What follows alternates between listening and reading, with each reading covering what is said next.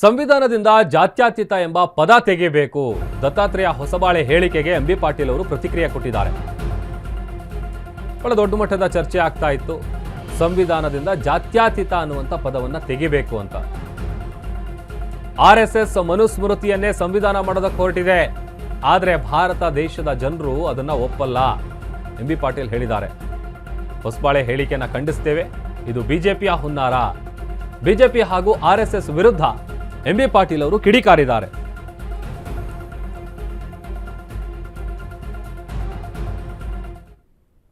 ಹಿಂದೆ ಕೇಂದ್ರ ಸಚಿವರಾಗಿ ಅನಂತಕುಮಾರ್ ಹೆಗಡೆ ಅಧಿಕಾರಕ್ಕೆ ಇದ್ರು. ಸಂವಿಧಾನ ಬದಲಾವಣೆ ಮಾಡ್ತೀನಿ ಅಂತೇಳಿ ಹೇಳಿದ್ರು. ಆಮೇಲೆ ಈಗ ದತ್ತಾತ್ರೇಯ ಹೊಸಬಾಳೆ ಅವರು ಕೊಟ್ಟಿರುವಂಥ ಈ ಹೇಳಿಕೆ ಏನಿದೆ, ಜಾತ್ಯತೀತ ಅನ್ನುವಂಥ ಪದ ತೆಗಿಬೇಕು ಅಂತ, ಇದಕ್ಕೆ ಕಾಂಗ್ರೆಸ್ ನಾಯಕರು ಆಕ್ಷೇಪ ವ್ಯಕ್ತಪಡಿಸ್ತಾ ಇದ್ದಾರೆ. ಜೊತೆಗೆ ಸರಿಯಲ್ಲ ಅಂತ ಖಂಡಿಸ್ತಾ ಇದ್ದಾರೆ ಹೇಳಿಕೆಯನ್ನು.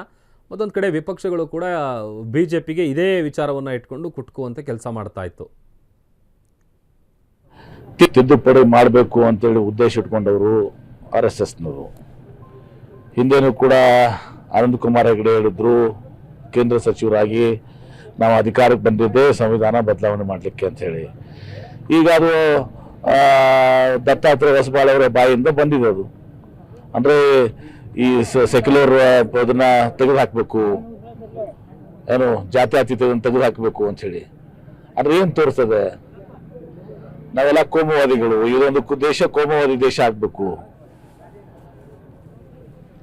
ಸಂವಿಧಾನ ಪ್ರಿನ್ಸಿಪಲ್ಸ್ ಏನಿದೆ, ಸಿದ್ಧಾಂತ ಏನಿದೆ, ಆಶಯ ಏನಿದೆ, ಡಾಕ್ಟರ್ ಬಾಬಾ ಸಾಹೇಬ್ ಅಂಬೇಡ್ಕರ್ ಅವರು ಭಾರತ ದೇಶ ಪ್ರಜಾಸತ್ತಾತ್ಮಕ ದೇಶ, ಇಲ್ಲಿ ಎಲ್ಲ ಜಾತಿ ಜನರು ಎಲ್ಲ ಧರ್ಮಗಳು ಸೇರಿಕೊಂಡು ಇವತ್ತು ಒಂದು ಭ್ರಾತೃತ್ವ ಇರುವಂತಹದ್ದು ಸೆಕ್ಯುಲರ್ ರಾಷ್ಟ್ರ ಇದು ಅಂತ ಹೇಳಿ ಡಾಕ್ಟರ್ ಬಾಬಾ ಸಾಹೇಬ್ ಅಂಬೇಡ್ಕರ್ ಕನಸು.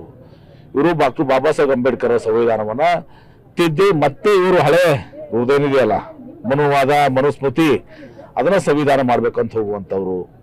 ಈಗ ಇದನ್ನ ಯಾರು ಕೂಡ ಭಾರತದ ದೇಶ ಜನ ಒಪ್ಪೋದಲ್ಲ. ಇದನ್ನ ತೀವ್ರವಾಗಿ ನಾವು ಖಂಡನೆ ಮಾಡ್ತೀವಿ. ಅಪ್ಪನ ಕ್ಷೇತ್ರಕ್ಕೆ ಇವತ್ತು ಜೆಡಿಎಸ್ನ ಯುವರಾಜ ಎಂಟ್ರಿ ಕೊಡ್ತಾ ಇದ್ದಾರೆ. ಇವತ್ತಿನಿಂದ ನಿಖಿಲ್ ಕುಮಾರಸ್ವಾಮಿ ಅವರು ಪ್ರವಾಸವನ್ನು ಕೈಗೊಂಡಿದ್ದಾರೆ. ನೋಡಿ, ಜೆಡಿಎಸ್ನಲ್ಲಿ ಒಂದಷ್ಟು ರಾಜಕೀಯ ಚಟುವಟಿಕೆ ಗರಿಗೆದರ್ತಾ ಇದೆ. ಅಪ್ಪನ ಕ್ಷೇತ್ರಕ್ಕೆ ಇವತ್ತು ಜೆಡಿಎಸ್ನ ಯುವರಾಜ ಎಂಟ್ರಿ ಕೊಡ್ತಾ ಇದ್ದಾರೆ. ಮಂಡ್ಯ, ಮದ್ದೂರು ವಿಧಾನಸಭಾ ಕ್ಷೇತ್ರಗಳಿಗೆ ನಿಖಿಲ್ ಭೇಟಿಯನ್ನು ಕೊಡ್ತಾರೆ. ಮಂಡ್ಯದ ಕಾಳಿಕಾಂಬ ಸಮುದಾಯ ಭವನದಲ್ಲಿ ಮೀಟಿಂಗ್ ಇದೆ. ನಂತರ ಮದ್ದೂರಿನ ಭಾರತೀನಗರದಲ್ಲಿ ಕಾರ್ಯಕರ್ತರ ಜೊತೆ ಸಭೆಯನ್ನ ಮಾಡ್ತಾರೆ, ಮಾತುಕತೆಯನ್ನು ನಡೆಸ್ತಾರೆ.